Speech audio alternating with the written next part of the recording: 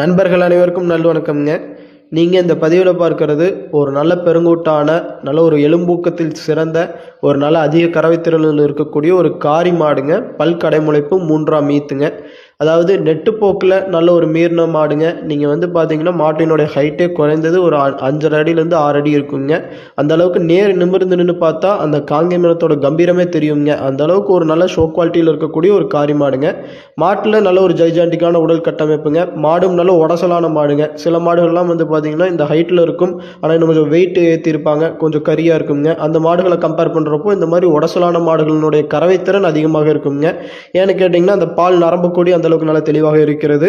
நீங்கள் கறவைத்திறன் பார்த்தீங்கன்னா கன்றுக்கு போக நேரம் 2.5 லிட்டர், ஒரு நாளைக்கு நீங்கள் 5 லிட்டர் பால் கறந்துக்கலாமுங்க. இந்த ஷோ குவாலிட்டி காரி மாட்டை பொறுத்த வரைக்குங்க, நான் ஒரு மாடு விற்பனையாளராக அல்லாமல் ஒரு மாடு வாங்குபவரின் இடத்துலேருந்து யோசித்தால் அழகிற்கு அழகுங்க, குணத்திற்கு குணம், கறவைத்திறனுக்கு கறவைத்திறன், இந்த மூணுலேயுமே பார்த்தீங்கன்னா ஒரு சாலச்சிறந்த மாடுங்க. குணத்தை பொறுத்த வரைக்கும் நம்ம கட்டுத்தரைக்கு மாடு இன்னைக்கு தான் வந்ததுங்க. நம்ம வந்தோடனே கறவைத்திறன் வீடியோவை பதிவு செய்கிறோம். அதாவது ரொம்ப இயல்பாக ஒரு புது கட்டுத்துறை என்கிற ஒரு எண்ணமே இல்லாமல் நம்ம ரொம்ப பழகின மாதிரி ஒரு ரொம்ப இயல்பாக இருக்கக்கூடிய ஒரு மாடுங்க. அதாவது எப்பவும் போல் தாத்தா குண்டா காலில் வச்சு கறக்குறாங்க.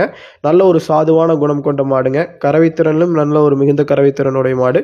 ஸோ இந்த பெருங்கோட்டு காரி மாடு நல்ல ஷோ குவாலிட்டி அமைப்பில் உங்களுக்கு தேவைப்பட்டால் கான்டாக்ட் பண்ணி தெளிவுபடுத்தி வாங்கிக்கலாம். நன்றி, வணக்கம்.